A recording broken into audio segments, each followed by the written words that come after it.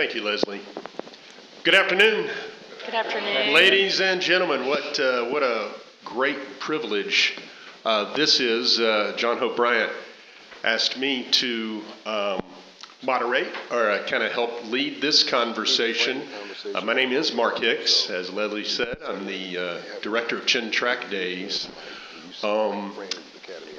And many of the folks sitting right here have no idea what is a track day. You're going to learn something about that here over the next hour or so. And you're going to hear some fantastic conversation from a panel of luminaries. And let me let you know who's on the podium here. Maria Joelle Karstafen is the superintendent of the Atlanta Public School System. That's 50,000 students, a $1 billion budget, and 6,300 employees. And Maria is an advocate for transformational educational leadership, which leads to significant student performance gains. Welcome to Maria. Thank you.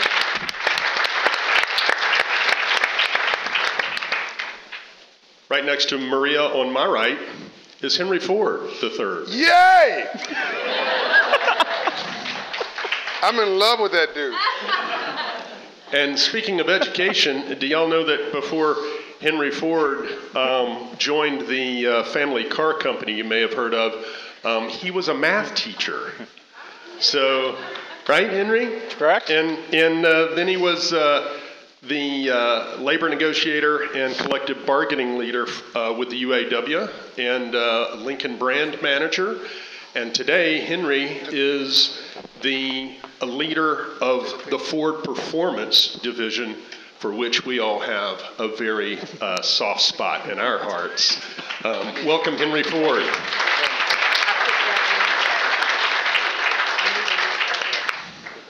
And on the other edge of the podium here, creating drama, with showing off his Ford branded wear. There's quite a few breakout sessions and lots of high value topics that are in conversation with all the forum attendees. But John Hope Bryant is in this group. Say hello to John. And I trust I don't have to give John a lengthy introduction, but he is the founder, chairman, and CEO of the Hope Foundation and co-chair of the Hope Global Forum. And I'm a member of Chin Track Days. And he's a member of Chin Track Days. Thank you, John. That's right. Scott, why don't we cue the video? We got a quick intro that you all may enjoy. Turn on the lights. Oh, never mind. Whatever. Ignore me.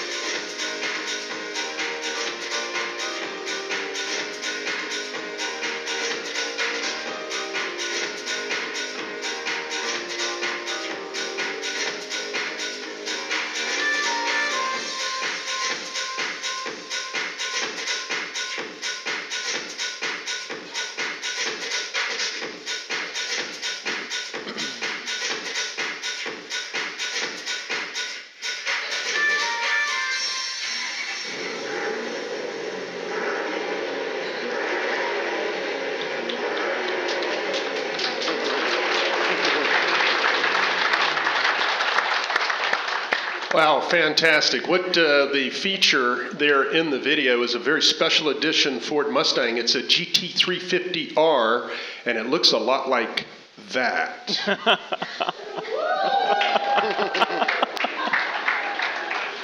There is the star of the video, and that's John Hope Bryant's steed. And it's fun candy. It's prop for the session. But that's a legitimate, serious high-performance car. What does that have to do with uplifting the invisible class and increasing financial literacy or even just literacy? There's many ways you can connect that. Motorsports perhaps has a reputation for being a bunch of wealthy white guys, and maybe that's self-inflicted, but that doesn't mean that it should be limited to that. And there is, here today with the Bryant Group Motorsports Academy, there's new initiatives to expand diversity in motorsports. But it's not just about bringing in minorities or the underserved classes, but actually giving the opportunity for folks like, I am quite certain that there are some people in this room who've never been to a motorsports event, a race track, or a race. Maybe you've seen some racing briefly on television, but perhaps you've never even watched a race from start to finish on TV. And so you don't know whether or not you love motorsports because you have yet to get any exposure to motorsports. And we are going to, I hope collectively, create greater opportunities for people to experience that. Just get exposed to motorsports, and you can then decide whether or not it's for you and it's something that is appealing to you. And if you have children in school, whether or not it's a path that they can potentially pursue. They have opportunities, debate team, drama, ball sports, other after-school curriculums, but there's nothing there that gives them a pathway to get exposure to motorsports. And with John's initiative, partnering with Henry Ford in the Bryant Group Motorsports Academy, with beautiful cars like that, courtesy of Ford Performance, there are going to be some new opportunities. And so with that, John, why don't you add to that, and let's see if we can get this going, because we're also very interested to hear what Maria from Atlanta Public Schools has to say about finding a pathway for young people to get this opportunity. Yeah, by the way, is Rachel here from Atlanta Public Schools? Thank you, Rachel. You've been a linchpin. David? But Rachel really gets this, and so it was great to have her involved with this process. Maria is brilliant, so she got it from Hello, and we'll talk a little about her in a minute. I want to acknowledge that, like every other idea I've had, I do want to acknowledge that my very sober, sort of sedate, sort of very stable president, COO, Dave Matthews, not the singer Dave Matthews, that big guy who's like a brick against the wall, said, when I said I want to do a motorsports academy, he said, "What are you talking about?" And my whole team said, "John has lost his last bit of sense that we thought he had." But every time we come up with something at Operation Hope, and all these are my little babies, Hope Coalition America, which is the Emergency Disaster Preparedness, Response, and Recovery, which is now, we're going to announce it before the end of the day. CoreLogic, we made a $2 million challenge yesterday at a board meeting, and CoreLogic just raised their hand and said we'll do 10%. UPS is a big partner in that, and we're basically the Economic Red Cross for the country now, and that's actually part of federal policy. So we're the Economic Red Cross of the country, and we have an agreement with Homeland Security and FEMA. And we've got this agreement with Hope Inside, allowed it to go inside of bank branches, and Hope Business Box Academies, which are in public schools, and we've got financial literacy signed into law, and is through an executive order through George W. Bush to make financial literacy the federal policy of the U.S. government. Unfortunately, I didn't get any money tied to that. I'm working on that, Maria. But every time we've started one of the 24 initiatives at Operation Hope, I've been called crazy, and that's actually accurate. I am completely out of my mind. But maybe you have to be a little crazy to believe you can change the world. you have to be a bit of an outlier, a disruptor, like somebody's family that I'm looking at. I mean, do you guys realize, like, I don't get Google eyes over many people, right? Beyonce, amazing, don't do nothing for me. The Kardashians absolutely do nothing for me. There's all these celebrities, that's nice. Most people are celebrities for the purpose of being a celebrity. I mean, I don't know why they're a celebrity. It's like you got on a TV show and you lit yourself on fire, so now you're popular. Some people actually did something. And Henry Ford's family created the middle class in America. And what I just said is not even an iota of a exaggeration. Let me make this very clear. And then I want Scott, who's been trying to seep into the ether here and not be noticed. I need you to come up here for a minute and get acknowledged and say a couple words. We get in this conversation. But beyond the fact that that's chassis 75, 2017 GT350R, which I bought with my own money with no gift. Although you're more than welcome to give me one if you like, but I paid for that one myself. Working on it. They have donated a couple cars for the Motorsports Academy. We'll get to that in a minute. But I have bought now a Ford truck and a Ford car. I really wanted an American car that could compete with European supercars. And that car can, and the Ford GT that they have is actually won 24 hours at Le Mans and absolutely destroyed Ferrari and so on and so forth. But I'm getting ahead of myself. So in the early 1900s, late 1800s, America was in a crisis. But 100 entrepreneurs and innovators created automobile companies. It wasn't just Henry Ford. There was Chevrolet. There's actually a guy named Chevrolet. There was a guy named Dodge. Actually, I think they were investors in the early Ford. They were. And they sort of went rogue on your great-great-grandfather. There were, bless you, there were 100 plus automobile manufacturers who fought it out. There was one of those manufacturers. Now, there was enormous churn because the work was competitive and they were fighting for customers. But Henry Ford was smart enough to pay his workers enough to buy the automobiles that they were making. What a novel concept. And by the way, coming off of the luncheon notes that we just heard, it's pretty prescient about what's needed for the sort of business leadership in the future. But the average worker in 1905 was making about $2.50 a day. Henry Ford doubled it to $5 a day. And what happened was there were churn. Their workers were just coming in and out of the plants, and you couldn't have any stability. So, Maria, what they did was by paying more compensation, they stabilized the workforce. So while it looked like it was just complete charity, it was actually good, smart business, because now the churn stopped, and now they had lines at Ford to go work in the Ford plants, because the work was actually repetitive. This whole assembly line work, which was pioneered, was a repetitive work that people didn't want to do initially. And that supercharged, that and the assembly line, supercharged Ford Motor Company, and to pay his workers enough to buy the automobiles they were making, created what we now call the middle class, and created the consumer economy that we enjoy today.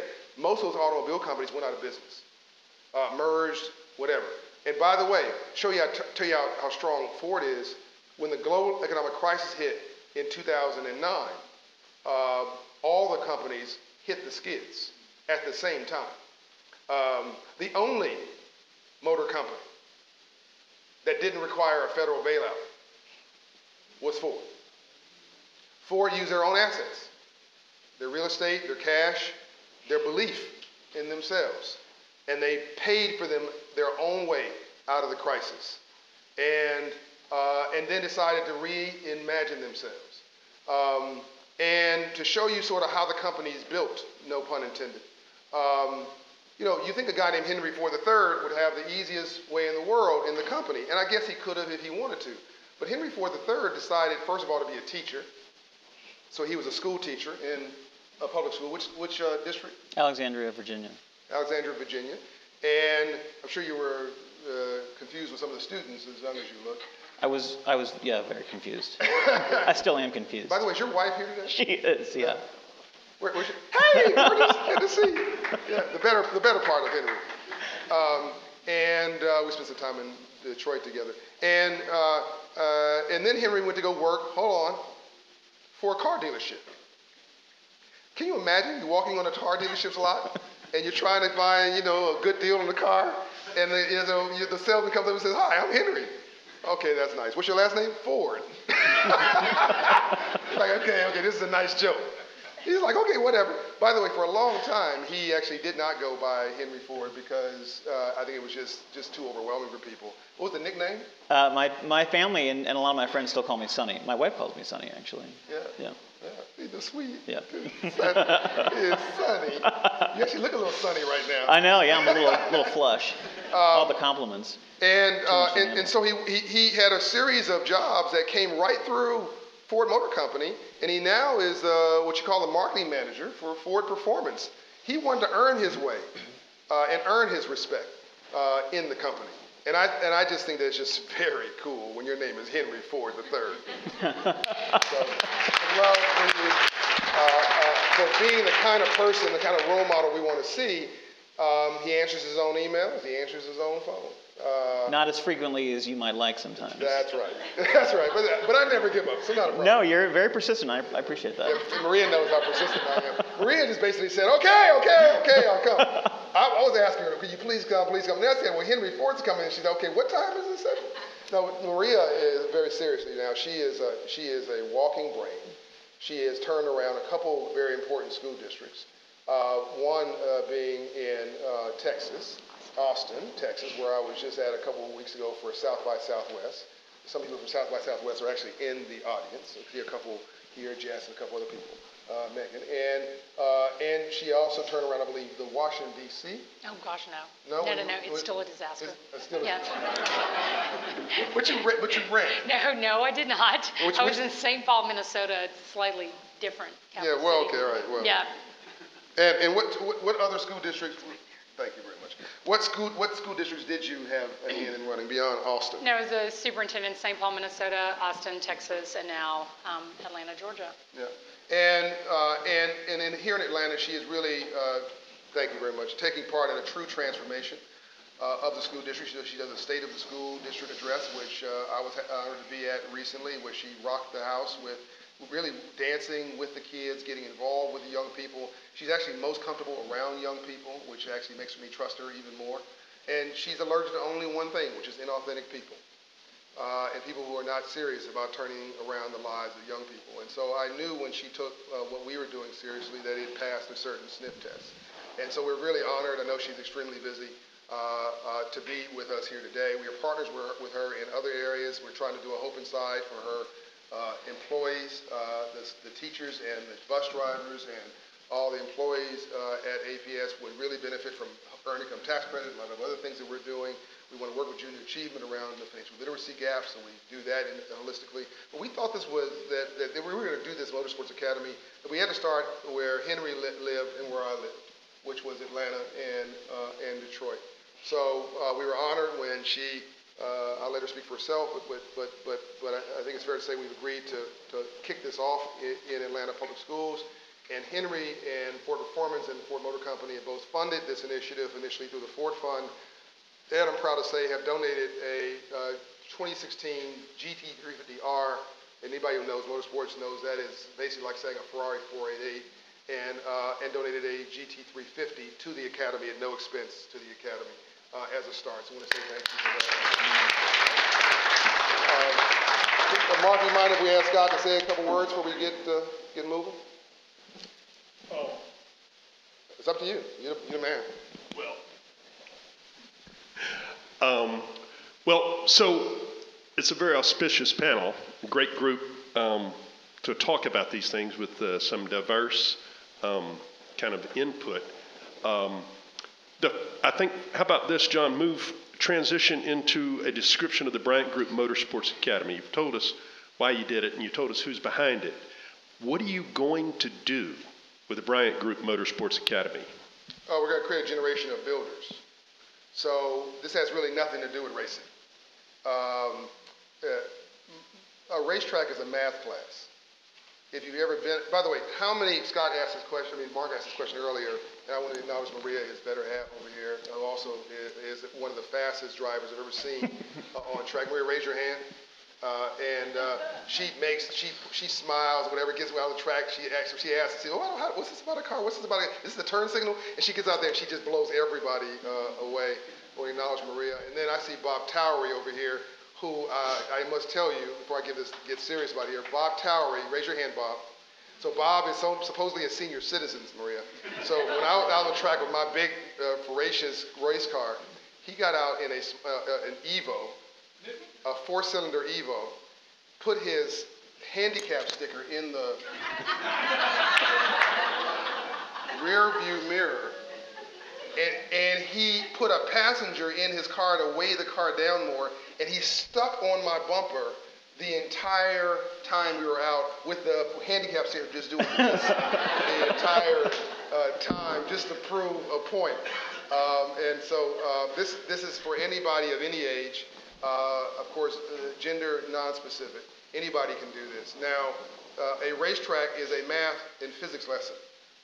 You don't drive in the center of the road as you're taught when you get your driving license. You use the entire arc of the racetrack. In fact, you want to apex a track, which means a corner, which means you want to go from ideally from the farthest end of the track to the closest inside turn at the sweet spot, the apex, and then you want to track out at the exit of that corner. That is using the entire length of a racetrack. So a racetrack is physics, is math, it is definitely science. Cars today are technology driven.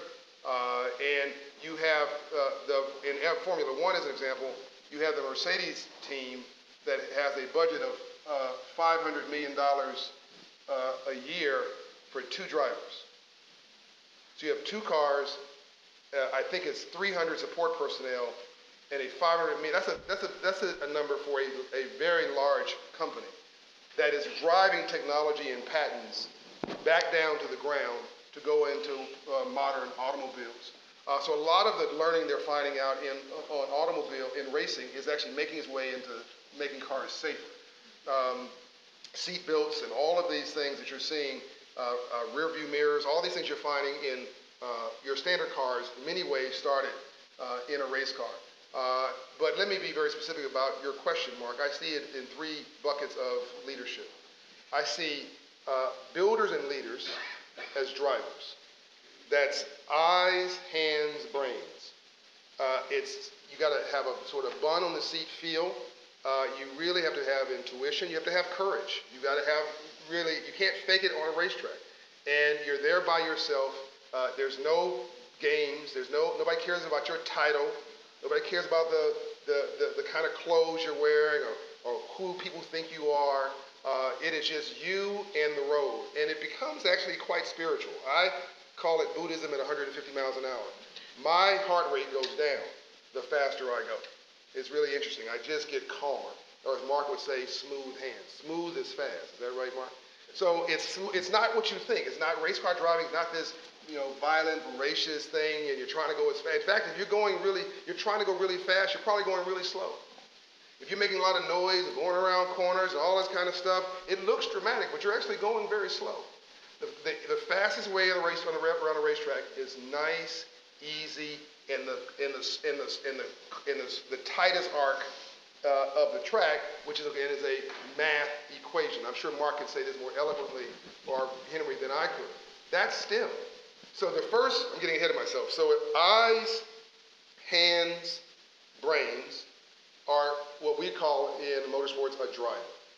What you call in the real world would be a leader, a superintendent, a small business owner, an entrepreneur, a corporate executive, a founder of a company. That sort of innovator and creator mentality is the same skill set you find. In fact, if you go and look at drivers, even at Chin Track Days, they're type A personalities. They typically own businesses. They're leading something. It draws and attracts that sort of personality. Des White, who's here, raise your hand, Des, who is a former NFL player, is the record holder for 7 tracks, I believe. in his Porsche 911.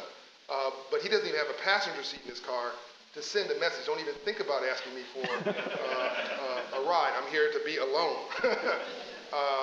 And then you have hands, eyes, brains. Those are the mechanics. Now, mechanics make 5 and in some cases 6 figures. And it's a job that's not going away anytime soon. There are enormous careers for mechanics and people who work with their hands who you almost see no people of color. In fact, you see almost no people of color as drivers, but that's really the most visible place. But in the pits, in the support teams, it's unheard of, really. And then you have what Maria, I think, is most interested in, although she may correct me, and I think Rachel is thinking about the trades as well, so she may correct me.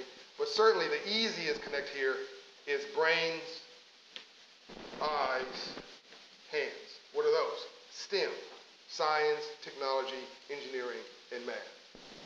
Because these race cars are really today, they're computers. That car there has a computer in the dashboard and in the steering wheel. All of my telemetry, all of my data is right there in front of me. I can tell you wheel temperatures. I can tell you oil temperatures at different sizes and parts of the car. You have all your, and by the way, when you're driving a car, you have to do 20 things at the same time. So you're driving, you're looking ahead, you're looking to your side, you're checking your angles, you're checking your environment, you're checking your data. You got to do all this in real time, and you can't think it has to be intuitive. So it's really about creating a generation of leaders, and we think that connecting education and aspiration allows kids to want to stay in school. When I was coming up, we had Auto Lab. I don't know. It was what was it called? Auto Shop. Thank you, Auto Shop. And that, to a large degree, correct me if I'm wrong, has gone away. For the most part, has gone away. And I think that's all that rumbling. It's probably decided whether it's cool jacket. And we think that there's an opportunity to bring that experience. I'll hold it while you move your hands and everything. Well, thank you. Okay, I don't think it's that. Stop touching everything. There you go. Goodness. Just talk. Thank you. This time. She says the faster she does this, the quicker I'll stop talking. So when I was growing up, there was Auto Shop. And then there was this young man named Jamel Larkin, who is the youngest person ever to get a pilot's license in the U.S. He actually got the license in Canada because he got it when he was 12. And he owns a $20 million private airplane business here in Atlanta. But he gave 100 former airplanes to schools. They drilled a hole in the block, and they put these airplanes on school campuses in underserved neighborhoods to get kids excited about air flight and about careers in air flight. And we thought we could do the same thing with motorsports. So we're going to try to get former race cars donated to schools. We have Doc Bundy here. I saw Doc back here. Doc was the Porsche champion in 3 categories, a Lotus champion. He is a legend in racing. He's agreed to volunteer to go into schools to teach. Everybody here who's running table sessions agreed to go into volunteer schools to teach for Maria, your school district or others. So you have drivers, you have mechanics, you have engineers, you got people who run. I think the CEO of Skip Barber Racing School, where I got my racing license, Michael, I think he's still here. Michael back here is the CEO of Skip Barber, where I got my racing license. He's agreed to volunteer. So we want this to be the industry-wide foundation for the entire motorsports sector, and use as a way to get kids into internships, kids into jobs, career paths, kids back into school by bringing those cars and the volunteers to the school, and then taking the kids from the school to the track to give them what we used to call field trips. Remember those? And really excite them about their possibilities. I don't know any kid, male or female, that wouldn't be excited about hanging around a race car. And I guess I'll end where I started. This may not make any sense to you. I'm going to ask you a question as I wrap up. But until you actually get in a race car, you don't really get it. You got to sit in the passenger seat, and then all the lights come on, and you just get excited. Maria actually has agreed to come out with me, and so it's going to be fun when I finally make that happen. But anybody, by show of hands, how many have actually been to a racetrack? Just to a racetrack? Oh my God, amazing. Okay, maybe this is the wrong group. How many of you have actually been in a race car? Wow. Okay, all right. So we're talking to the converted. And my mother actually, at 82, my mother got into a race. So my mother, the kind of person, Maria, when you're driving on the street, she's on the passenger seat doing this, right? At 30 miles an hour. My mother got into a race car with me. We were doing 140 miles an hour, and I said, Mom, are you okay? More laps, more laps, more laps. She was completely calm and has agreed to go out again. If my mother can do it, anybody can. Anyway, with that, thank you very much. Right. Indeed, John. I'm supposed to moderate, so let's moderate it, John. Oh, you're funny. We want to hear certainly from Henry and Maria, but especially Maria, as you look into this and describe ways that you think teenagers in school who already have access to kind of familiar and traditional extracurricular programs, how are they going to get an opportunity to look into motorsports? And because, of course, that's usually offered off-site. Now, John's got a great initiative to bring in retired race cars that can no longer be used because they've been used up, and donate them to schools so students have opportunity to get hands-on there. But we also want to get them outside the schools into the venues. And of course, right here in Metro Atlanta, we're pretty fortunate. There's several great tracks. The NASCAR track south of the city, Atlanta Motor Speedway. North of the city, one of the revered, renowned road courses in the world is Road Atlanta. And also north of the city, Atlanta Motorsports Park. And there's even several other smaller venues.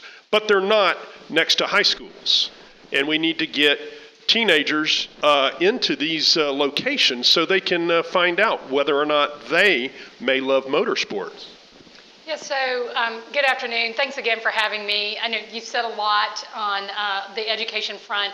So I'll just talk a little bit from a slightly different perspective. I think that in my case, in my career, all I've looked at and worked in is what I call like urban settings where you'll find large numbers of children who live in poverty, who are typically minorities, black, brown, poor, and some white children too. And it's in capital cities where you're sitting in the backyard of the legislature where you can actually make policy decisions happen in a way that can change the trajectory of a child's life. And so I feel like I've spent my career trying to be an expert in how you package those things together so that we get away from the idea of these experiences being extracurricular. I believe that whether it's, athletics, arts, or in this case, STEM, that it's not extra, it should be co-curricular. Anything that you're doing in school should really feel like you're supporting or complementing, but not supplanting or somehow trying to put a little, lagniappe on the idea of educating a kid. I mean, they can tell when you're faking the funk. They can tell when you haven't put your heart into it. They know when it's a quality experience or when you're kind of putting something together so they can check something off in their schedule or, make sure that they're getting something covered as a requirement from the state. So part of what I think we're trying to build here, whether it's through the financial literacy work or in this case, a high velocity education, coming at some of these other career and technical education opportunities from the perspective that that our kids, at least the kids I serve, and I've made a career of serving, need the other people in a community to be their support, adult, mentor, caregiver by giving them access to these opportunities. So what I mean by that is, for example, yes, I'm a girl. No, I don't have a bromance with you. But I will say, I will say that I was fortunate. I had two really great parents that I loved very much, and my father, even though he had 4 girls, did not hold back on allowing us to experience everything that we wanted to experience in life. So when I was in high school, I got to drive a 1972 T-top Corvette, last ones with the chrome bumpers. I did get to race at Don't Tell My Mom. Don't tell my mom. I did get to race at night with him at the Air Force base that was closed. I got to rebuild engines, drive motorcycles, fly planes, sink a boat or two. I mean, just have a great time burning fossil fuels. And in doing that, I think I would hope that for every child, that there's a person in their life that allows them to have access to these things. So when I was growing up, I was like, I could be a pilot, I could be a teacher, I could be a lawyer. My dad was in pharmaceuticals, so I was like, I could be in science and medicine. I mean, I felt like I had a big choice, basically a choice-filled life, so long as I walked through those doors and took every opportunity.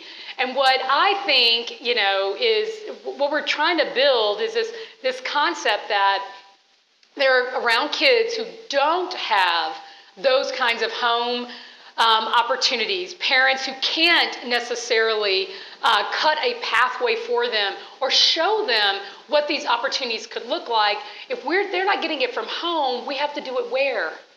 In school. That's right. And if you're in the public school systems of America, the data has been mixed for a very long time. But what isn't mixed is that the achievement gap, the opportunity gap, right? Even, around the digital, kind of technological field, there's a digital divide. And if we're not trying to close that for kids and break that open, even for the middle class today, the very, generation that your family, helped build, we aren't doing our jobs anymore in public education if we're not doing that. So whereas my dad could, show me how to do these things, give us access, and so on and so forth, we have to build it in education today. And I think what we're doing with Atlanta Technical College, the opportunity to build this in, not as extra, but as a co-curricular opportunity, to be able to build on the basics of science and math and technology, just gives the extra, bling to what it means to be learning today. Our kids compete with a ton of distractions. And what I want them to do is to, have quality experiences that aren't just, a fly-by-night, opportunity, but where you actually get deep exposure. It gives them access to a quality or a high-quality education. And in my world, that means when we're done at the end of the day, that same child can break their own cycle of poverty, can break out of their own cycle of violence, can break out of their own cycle of ignorance or whatever is happening that has held them down, or their family, for for multi-generations. And so it sounds very lofty, and maybe, it's stretching, a little too far. But that stretch goal, I think today, if you're not actually pushing in that direction, challenging the status quo, building out new models that lead kids into careers and pathways that are exciting for them, they literally don't have that choice from the public school system. And so I'd like to see more diversity in this space. I'd like to see our kids, and by the way, the nation is growing in diversity, so it is essential that our kids actually get these opportunities, and that they're built and started in public schools where I think those options are really created. And then I'll close by saying, I know I'm borrowing off his name, but I give this, before I even met John, I've talked about this many times. I think that the data and the research is clear. Hope is a greater predictor of being successful in ACT careers, scores. in careers or college, than GPA, grades, ACT or SAT scores. And so while I have $1 billion budget to spend, how much does hope cost me? How much? Nothing. It costs nothing. And sometimes Intellectual capital. yeah, sometimes, You got to invest here. yeah, and you just got to say to a kid, I believe in you, Yeah. and you may not decide to be a race car driver or whatever, but I believe you're worth the investment, and I have hope that you'll see these opportunities and make a good choice in life so that you're able to move yourself and your family into a better place wherever you feel like that is in society. And I also just believe it's a rapidly evolving economy, right? Kids have to have the academic skills to graduate from high school, go on to college and graduate, but they also need the career skills to be competitive in a rapidly, ever growing but flat global economy, and to have the decision-making skills to be an informed citizen and a resident in a democracy, which means that you have to have the smarts, but you also have to have the heart to be in this marketplace, in this global economy, and be responsible about what you're doing, so that yes, you can grow up and have a great career and a life, building on a legacy or creating one on your own. But I do believe that public schools have a critical role to play as the cornerstone in our democracy. And when our democracy is weakened, you can typically look at the canary in the coal mine, which is public schools, and tell how the nation is going to be doing. And so by keeping our public schools strong, I think you keep the country strong. I think you keep people in a place of hope that gives them the access and opportunities in their lives that I quite frankly believe each generation owes the upcoming generation. Bravo.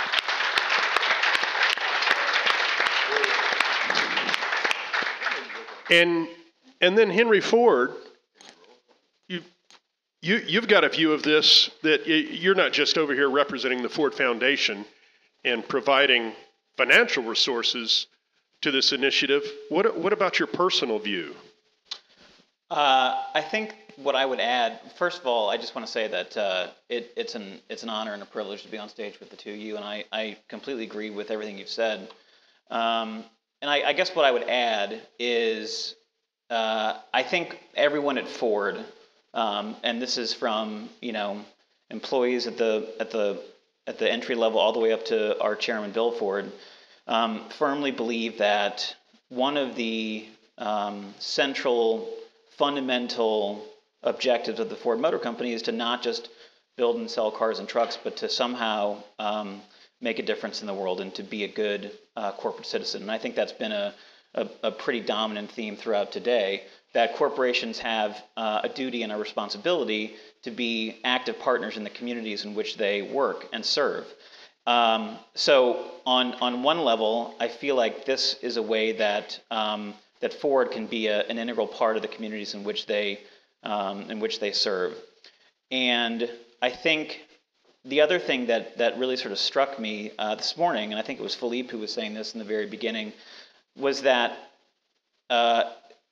corporations and brands are not owned by people.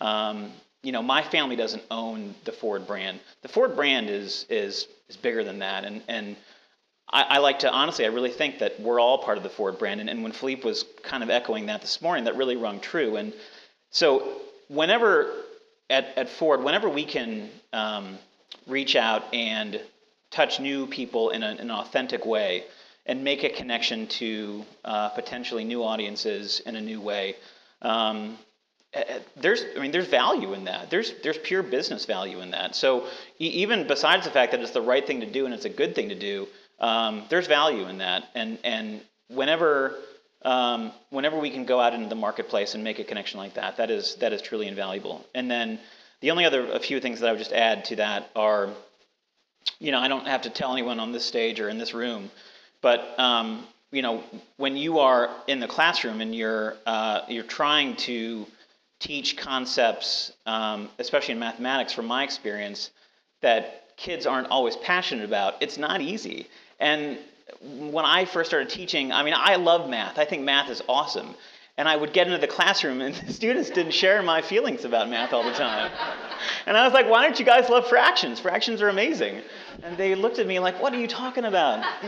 Fractions are boring. And so whenever you can find ways to make STEM curriculum real, and whenever you can apply it to real-world applications, I think that really makes the learning in the classroom all that more tangible and consumable for the students. And then just I would just add to John to what you were saying earlier about the connection between motorsports and STEM. The other thing too is it's all about teamwork. Motorsports is all about teamwork. You've got the driver, you've got the mechanics, you've got the manufacturer, you've got all these different people at a racetrack, and a lot of times they're all wearing the same uniform and they're all part of that team. And they've all got to work together to try to win that race. And it's just a very real way to, I think, talk about teamwork. And then the last thing I'll say is, for me, motorsports also represents family. My earliest memories of racing and going to the tracks was with my dad and my brothers. And I don't think I'm the only one who feels that way. I think if you go to a racetrack, a lot of times you see fathers and sons and mothers and daughters and brothers and sisters, and they're all sort of enjoying the race together, and it's a real it's powerful. So when I go out to a racetrack, yes, I enjoy the track time, but I also have my trailer there, and I've got little Scott, what do we call it? What's Scott at? What do you call that area where your family, the paddock? Yeah, where your family and your friends sit in front of your trailer. The free area. The freeloading area. Yeah. We create a little hospitality. That's what it's called, hospitality area, where family and friends can come out, and literally it's like white glove service. It's you have tablecloths, and you've got music, and you've got food. You can't really hear the music. You got food and drink, and people can come there, and it's family. You're having an experience with people, and you're enjoying, by the way, the people who are out of the track. I have never met a jerk at the racetrack. And the only race at a racetrack is racing. Because once you put a helmet on, nobody knows what color you are. And by the way, nobody cares. All they care is, are you a good driver or are you not? Are you safe on the track or are you not? By the way, Tommy Ward, who is the next Frank Sinatra, and I'm not kidding, Tommy Ward designed that video for free as if he had nothing else to do at this time. He was a headliner in Las Vegas like 3 weeks ago, and he's like up till midnight last night doing the video. Tommy, raise your hand. Thank you very much. If you want to be excited, go Google his name, Tommy Ward. You'll see. I'm not kidding. He is the next Frank Sinatra. But it is a community of people of like mind and spirits. We spend the whole weekend out there, and you build bonds. And you also find you end up doing business with some of these people because the trust that comes from being on a racetrack, you bypass all of the formalities of life. It's really hard to explain. I'm going to give you the best example I can. This guy named Brian Putt. Some of you know Brian. Brian is CEO of a company, big one, and he's earned the right to go play on the weekends. And almost every weekend he's out either with his son on the racetrack or himself. And he has a huge race trailer with 2 race cars, an IMSA light car and an E-Line MP01. These are prototype race cars. Basically, he is one person with 2 race cars. And he didn't want the second race car, which he's graduated from, to sit there and decompose. So I would literally just walk in the paddock one day and at Barber, and I went up, hey, how you doing? Check his hand. And 3 minutes later, inside his trailer, we're talking about the world. 5 minutes later, he's giving me his personal cell phone number. 10 minutes after that, we're talking about kids and an internship. A half an hour after that, he's offering internships at his business. And then he says, well, we should go to dinner sometime. Now, wait a minute. In 45 minutes, we've gone from having no idea we knew each other at all to being so comfortable with each other that we're giving each other our personal data and inviting each other to dinner. And I'm talking to a C-suite leader who's running a company with 1,000 employees, And if I want to do business in his sector, then that just became a heck of a lot easier. Now, I don't want to do business in his sector. I'm not trying to do business on a racetrack. My point is, though, half of the capital of the world is relationship capital. That's my next book, The Memo. It comes out in September. It actually, the release from my publisher came out, oh shit, did that earlier. Wow, gee. I know you're trying to tell me. The publisher dropped the release today, but the book, The Memo, comes out in September, and it's half of all capital in the world is not money. For capital comes from the Latin root word capitas, which means knowledge in the head. It has nothing to do with money. Wealth has nothing to do with money, and poverty has nothing to do with money. It's self-esteem and confidence. Is what we've been talking about. It's role models and environment. That's what you were talking about. What I just said was basically if you hang around 9 broke people, you'll be the 10th. So one of the easiest ways to become wealthy is hang around Henry Ford III. I don't hang around broke people. Okay, I'm whining. Yeah, okay. Well, you asked me to talk. It's my fault. So my point is that the next time I saw Brian was at Road Atlanta, and I was going to test the NP01, the Elon NP01. Well, some things happened, and the test day got rained out, and it was 4 o'clock, and everybody was shutting down, and Brian sees me and says, why don't you just go out right now in this? Whoa, wait, slow down. I just happen to have my stuff in the truck, but no formality, no nothing. He just says, look, take my $200,000 car out right now. He didn't say the number. I'm telling you it's a $200,000 car. He said, look, just do it right now. We'll just sign you up, and I trust you. Go. But that's the sort of, you can't make that up. And I did go out on the track, and we had a great time. And now he's offered me to race on his team and drive his second car. And all this through a very informed, all he wants you to do is cover literally the run expense for the car. None of the other, he's covering everything else. He'll trailer the car, all that kind of, all I got to do is fly in and get in the car. You can't make this up. But a friendship, a bond was created by 2 people in a 40-minute interaction at Barber Racetrack that had nothing to do with race, class, position, what do I get, any of the other stuff that we find in the formality of the world. If I walked in the front door of his business, I'd have met a receptionist, an office manager, and 4 people saying that he has no time for you. That's the world. But you had something in common. But to have that in common with people like John Hope Bryan or Henry Ford, et cetera, others at the racetrack, you have to get to the racetrack. Expose yourselves. Now we've got to get everybody in this room involved. What are you going to do? We're having a conversation about expanding diversity and creating new opportunities for other people to get involved, exposed to motorsports that haven't yet done so. So wherever you're seated, at each table, believe it or not, there are some motorsports luminaries. The vice president of IMSA, International Motorsport Association, is here. The principal of the Skip Barber Racing School is here. A past IMSA champion, David Murray, is here. Bob Towery used to run an IMSA team. And the list is long. The guys who crew our cars are right here. Talk about mechanics, technicians, engineers. There's all kinds of opportunities. What has to be done is to expose yourselves to it. Now we're going to turn it over to the sessions. That's each of the tables here. And all of you are going to take a few minutes right now, and you're going to brainstorm ways to expand diversity in motorsports and find pathways for people to get exposure to motorsports that they may find very stimulating and aspirational if only they have the opportunity to see it. And don't forget, we're not just talking about your ethnicity, but your gender. There's lots of opportunity for ladies in motorsports. Who says if your lawnmower's not working at home that your daughter can't fix it? Who says that? I don't want Right? That's nothing but a stereotype. Your daughter might be able to fix it. Get out her phone and look up "fix the lawnmower." So this conversation begins now. All of you talk to each other. You've got a session leader who is someone who is extremely knowledgeable about the motorsports economy and the motorsports business, about driving.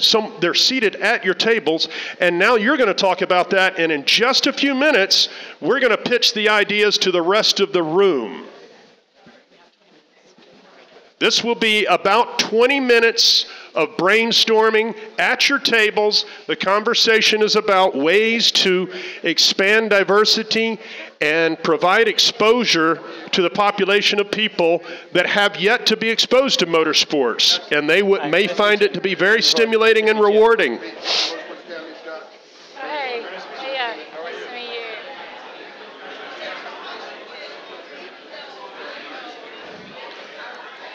All right, folks, your attention.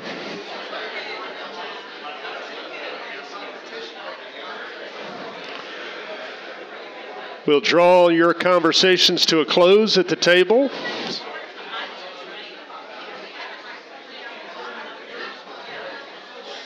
And then we're going to talk about sharing our ideas. Hope you've all fostered some interesting, useful conversations at your tables. And I look around the room. Many of my colleagues and peers are here from, because of the proximity of Road Atlanta, which is really one of the world's great racetracks.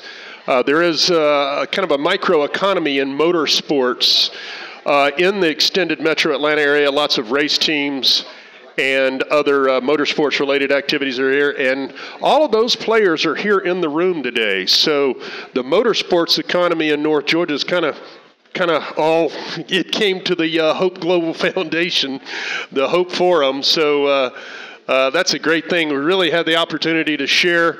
I hope y'all found some interesting ideas going over there. And so now on the topic of providing a pathway for the underserved or minorities or the genders that have been left out, do we have some good ideas about providing ways into them? And I want to emphasize, if I can, it's not about trying to generate new business for the companies that we operate. Again, a bunch of motorsports business leaders here. It's not about trying to generate new business. That may have a trickle-down effect, but it's really about giving the opportunity to folks who would not otherwise know anything about motorsports or racetracks, giving them the opportunity to see it so that they can know if it is something that they would like to pursue or become interested in, because it's so rewarding for certain types of people that have a particular profile and it clicks.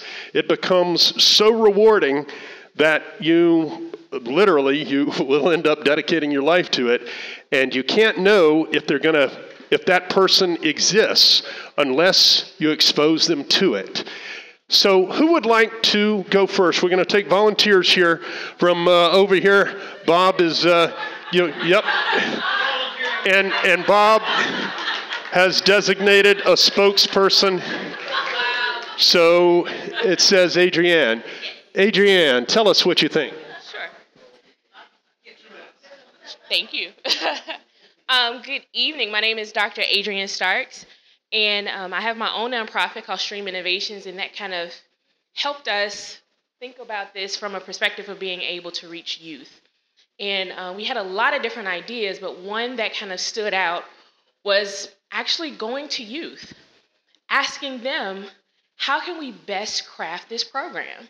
So if, we had a lot of ideas about how we can reach youth, and the conversation was also, well, we're all adults, we're all kind of old. And what we think may be important may not be what actually reaches them. So the suggestion was to do a couple of focus groups with youth, and also for whomever is on the advisory council to make sure that you have at least a couple of youth to make sure that you're relevant and make sure that whatever you're putting out is tested by youth as well. So that's our recommendation. Is that 2 minutes?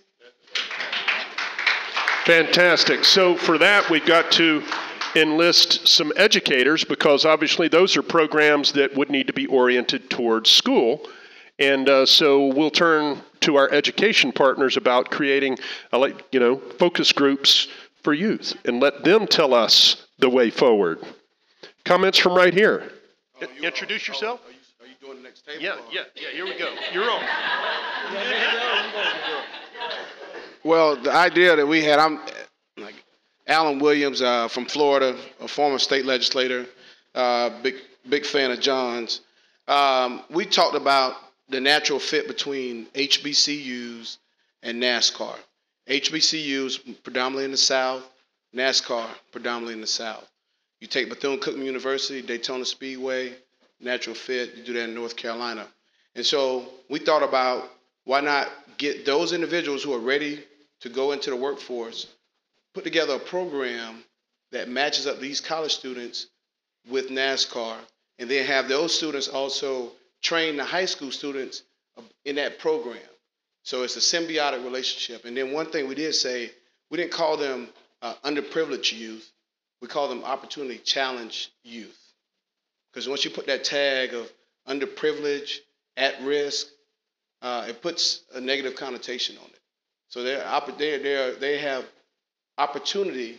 They just have challenges to get to some of those opportunities.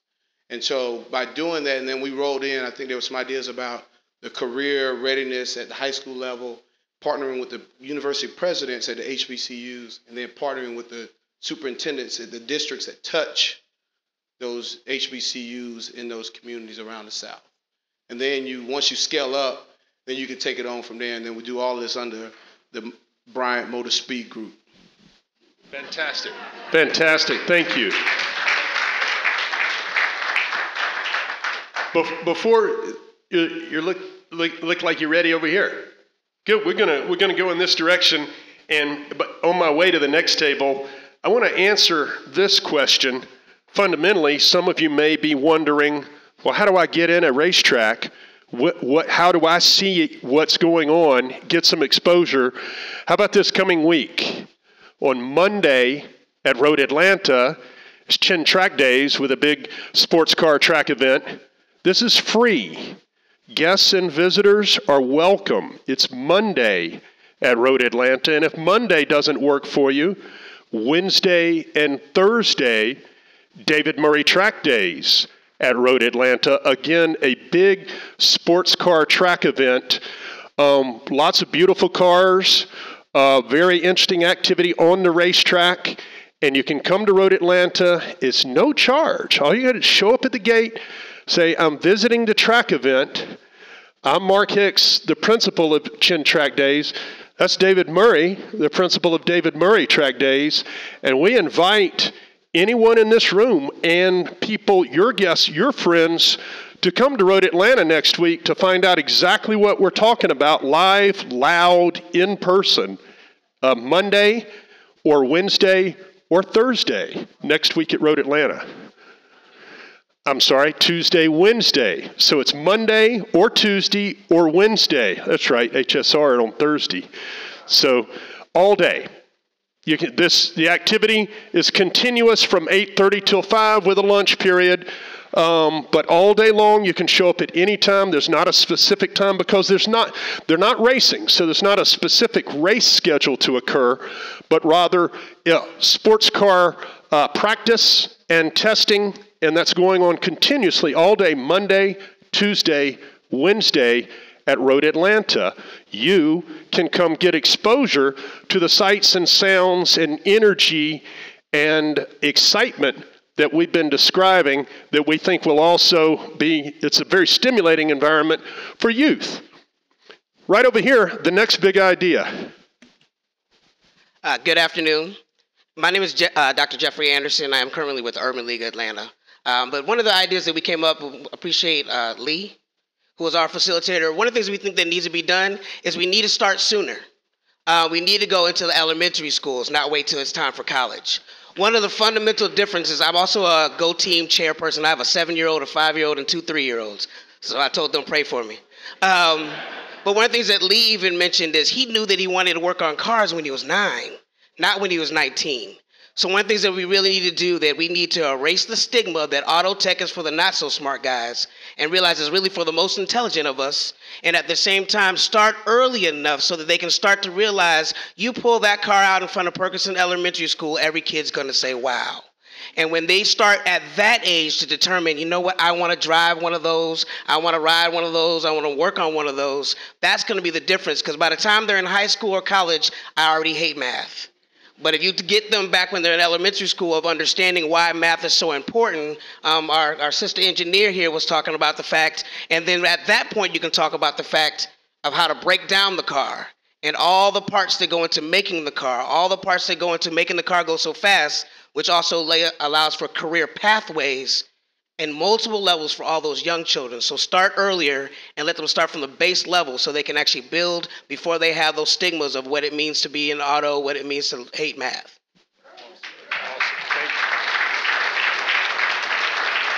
Fantastic. And we're over here at the next table. It looks like Kanisha. Are you going to be the spokesperson? I guess so. Good afternoon. My name is Kanisha. And I was just telling them that I thought it was just very divine because as Don started his story, he talked about go-karts. I run a nonprofit called HEY, and we do leadership and character development using the STEM curriculum. But what's really exciting about our program is that we provide those pathways at elementary school, and we use bicycles. And so kindergartners start with bicycles. How do they work? All the engineering and the science and the math around it. And then middle schools go to go-karts. They put them together, the engines, the frame, the wheels, the whole entire piece. High school students move on to truck engines, and then I think it's just perfect to know that this partnership is being done with ATC, that now there's a pathway that we can send our high school students into around the race cars, right? But what we do even with our kindergartners and elementary school students is that they develop race teams even with the bicycles, with the go-karts, with the truck engines, so they are fostering that love of healthy competition from an early age. But along with it, they have to go according to these modules. And so we tie it back into the curriculum that they have and the standards for their testing and for their classroom. And so as we go into the schools, one, for those of you who are not in APS, most of them are STEM clusters. 5 out of the 9 school clusters are STEM.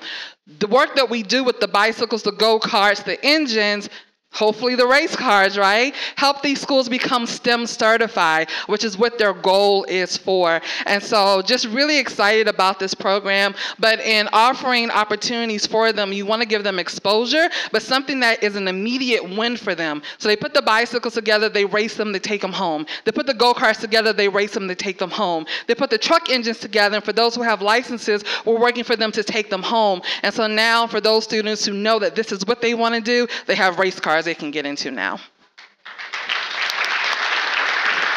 Fantastic. It's great to hear how these conversations have gone. How about right down here in front of us? You're the spokesperson. Go ahead. How do you follow that? So Glenn Carver, Delta Wing, and Panos Motorsports Group. This table right here, we have the creator of Caffeine and Octane, the incredible show and the largest automotive show in North America, the executive producer who filmed the show, the star of the show, the VP of Atlanta Motorsports Park. So one thing we know, cars are cool, right? Yeah. Cars are cool, especially in Atlanta, and kids love cars. My 7-year-old is obsessed already. He wants to design badges. So what we're imagining and visualizing is an Atlanta-wide competition, a citywide competition, maybe sponsored by an OEM that's in the room, perhaps. This competition could be varied and sundry. It could be a design competition with CAD software, with drawings, old school, like Brian, you've been drawing the whole past hour. It could be a build competition. Imagine Formula SAE for high school kids, for elementary kids, getting that exposure when they're 3rd, 4th, and 5th grade, not waiting until they're in college. And most importantly, filming it, using social media, because what kid would, there's financial currency. Where's John? There's financial currency and there's emotional currency. And some people will do more for emotional currency than financial currency. Why don't we recognize some kids who never thought they could be part of this community and make little rock stars out of them? Film them, get them on social media, blow them up, make them heroes, and get them hooked into the STEM, right, Bob? The STEM of motorsports. But I think the competition is key, celebrity is key, filming it is key. Make it healthy and competitive.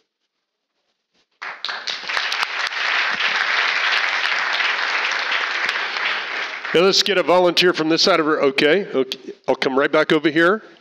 Right over here. Okay. Good afternoon. Can you hear me? I am Karen Collins, and great minds think alike. We had a very similar idea to many that we heard today. We talked about how important it is for K through 12 to really be engaged, but I have a more immediate solution since many of us like instant gratification. I'm involved with an HBCU in North Carolina, and for the honors program where there are 200 to 300 students, freshmen and sophomore, when they come into campus earlier than the other student population, they're participating in a student challenge. So if you're familiar with Zipline or something of that sort, they're looking for different things that they have to do. Well, incidentally, this is a STEM university. So I thought, gosh, we've been talking about various things to engage these students with. Why not do a Speedway challenge, a team challenge for those honor students as they're onboarding and coming to the campus and getting to know one another? And so from there, they would have the opportunity to really get acquainted. We talked about a barrier that we haven't discussed here today, and that is the data and the evidence tells us now that students are delaying getting their driver's license. So they're driving later. But we thought this could be still interesting for them, that they would have this challenge and this opportunity. And they're just freshmen and sophomore. So then there's an opportunity for an internship. And so the pull through is there to really engage them. So that was our idea. Fantastic. We're going to have time for, we are constrained by the clock. There is other programming going on this afternoon. Great, all part of the Hope Global Forum. So we're really only going to have time for one more table, and we're going to do that right over here. Oh, it's Des White. Awesome, Des. Okay, among the other great ideas, we thought it best to first inspire the kids. And in order to do that, you have to give them exposure. All right, so getting the kids out to car shows and special events and races. All right, in order to do that, we have to make the parents, guardians aware. And just we're starting off with the kids, obviously, because we believe starting at a young age in today's era of specialization, everybody's specializing in everything: sports, arts, sciences. Doesn't matter. You need to start early. So we got to get the kids started early so that they can have that education. All right, and then we get the exposure and the inspiration through being around these spectacular cars and getting the kids to see that, hey, there's an opportunity for me here, something to ignite passion within that child. Because, what else other than something that you're passionate about would hundreds and thousands of people spend hundreds and thousands, if not millions of dollars to go and drive around the track and get zero return on it, all right? You got to have a passion to spend that much money just to go around in circles and money's just flying out the window, basically. All right, so there's a passion there to be had to inspire the kids to pursue this, not necessarily as spending the money, but just to get into the automobiles. And then once we have that inspiration, then we can make connections with small businesses in the area. I actually have a sponsor who I've worked with for the last couple of years, family-owned business locally called Pull Apart. One of their family members actually just walked up to me at a track event and said, "Hey, we'll pay for some of your expenses to drive around the track." And I said, "Sure, let's do it. Just put a sticker on there and let's go." But the lesson learned from that is we can teach the kids how to network, how to sell yourself, how to talk to the CEO of a small business, how to talk to an owner of a small business. And then we can connect with Atlanta Public Schools to get some of these new shop classes under Bryant Motorsports Group to go to these yards, all right? Because these yards are very organized where a lot of these kids' parents may, fathers may actually go out there and run a small business. There are mechanics running small businesses at these yards where they just go and somebody shows up and they say, "Hey, I need this part from this car." They go out, they pick the part up, they take it to their house, and they fix it at their house. So not only are we inspiring, but we're empowering, because you're empowered to fix your own cars. The amount of money that you save from knowing how to fix your own car is very valuable. the knowledge of what to do, even if you don't know how to fix it yourself, knowing what's right and wrong will save you a lot of money when you go to that mechanic who wants to, charge you. Ladies, can I get amen? If you want, yeah, right. So what we're trying to do, we got to make the connections. We got to make the connections between the young kids and the events to inspire them, bring them out to track events, make the parents aware of what's going on in terms of these programs. And then we got to get these small businesses connected with the schools so we get some actual feet on the ground and get their hands moving and working on something so that they have that knowledge in terms of how to work on their own cars. Thank you, Des. And we're going to have just one more comment, and then we're going to wrap up and go to the next session. But for just a moment. Thank you. Good afternoon, everyone. I just want to say one thing that we can do from the grassroots. I am a Lego League instructor, First Lego League, where we teach 9 through 14-year-olds how to build robots. And it teaches critical thinking, core values, and how to read. Before we get anywhere, our children are at a deficit of reading, sitting down reading instructions. So if you will go to www.firstinspires.org, something we can do as far as starting a First Lego League team in the neighborhood, where our children are learning how to read and learn how to critical think. And those robots are teaching our children how to program. Everything starts with robotics, automation, programming, and technology. Before they get to a race car, they got to be able to read the instructions. If they're not able to read the instructions, they can't get inspired because they don't know what's happening.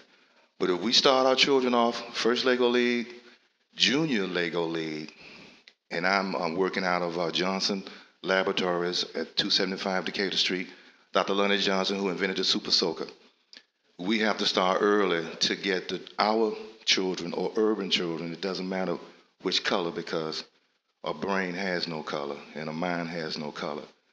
But if we don't get our children to read and understand and comprehend and do technology from the first grade up, they're not going to get to a sports car.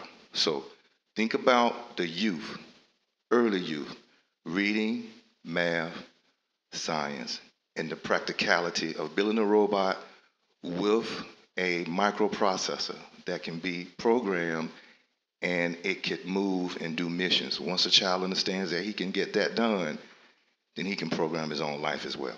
Thank you. Wow, fantastic. That is there's lots of inspiration going on here, and we are so grateful to everybody that has taken their time to wonder what is the value of motorsports in the youth and the population of people that haven't had any exposure to motorsports.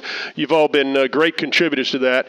I can't thank enough the important partners that have been featured here: International Motorsport Association, the Skip Barber Racing School, David Murray Track Days, Jay Buford Racing. Who am I missing over here? Delta Wing and Elan and Panos Motorsports and Chin Track Days and the Bryant Group Motorsports Academy. We really thank you all for L2. Also, L2 Motorsports, that's right, it's one of the big shops. You talk about the technology side of the thing as opposed to the administrative or driving. And we are all really grateful to have this opportunity to share that with all of you who had no clue what you were walking into 2 hours ago. Thank you all. On your way out, do not miss the chance to walk by the Bryant Group Motorsports Academy Ford GT350R. It's one of the very best offerings from Ford Performance today. If you'd like to see what a real race car looks like in person, there it is on your way out. And this session has ended, but not without a final word from John. So have you guys enjoyed this? So Kevin Boucher just walked in, who directed the whole Hope Global Forum, to tell me basically to shut up. He's like, if John is near race cars, we're going to get off schedule. So Kevin, the director of the whole thing, just came in here to snag me. Can we give Kevin some love for running a great meeting? So I'm coming, Kevin. So I want to acknowledge Jade Buford. Raise your hand, Jade. A Ford factory race car driver. Stand up, Jade. was my instructor in my R. He helped to design the 350R. He flew out for this. I also want to acknowledge Scott Bartlett. Where's Scott Bartlett? Anybody who wants to work with the PG Motorsports Academy, there's your go-to guy. All right, let's go change the world. Oh, and the SunTrust there's the SunTrust folks who helped with the coordination. Please tell them thank you very much. Thank you very much. All right.